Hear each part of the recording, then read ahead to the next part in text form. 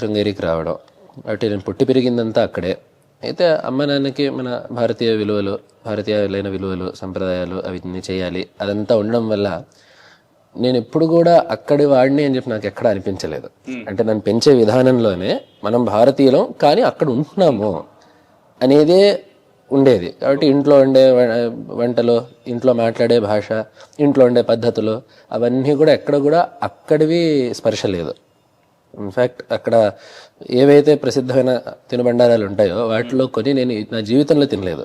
అదంటే చాలామంది ఆశ్చర్యపోతూ ఉంటారు. ఇప్పుడు అక్కడేవో టాకో, బరీటో ఇట్లాంటివి అంటుంటారు, అక్కడ బాగా ప్రసిద్ధమైనవి. నా జీవితంలో వాటిని తినలేదు, అవి ఎట్టుంటే కూడా నాకు తెలియదు. కాబట్టి ఏమిటంటే అక్కడున్నా కూడా మా అమ్మ నాన్న చేసింది ఏంటంటే ఇంట్లో మాత్రం ఖాయంగా మనం భారతీయులమే అనేది బాగా ముద్రపడడం వల్ల బయట వ్యవహారంలో కూడా అక్కడ అందరితో మాట్లాడేవాడిని, అన్నీ చేసేవాడిని. అయితే మనం మాత్రం ఇది అనే ఒక స్పష్టమైన ఇది ఉండేది. సరే, అయితే నేను ఇంచుమించు కాలేజ్కి వెళ్ళే వరకు కూడా నేను మామూలు ఉద్యోగం చదువుకొని ఉద్యోగం చేసి అట్లానే ఉందామని చెప్పే ఉండింది. అంటే అట్లానే అవుతుంది అని చెప్పి అనుకున్నాం.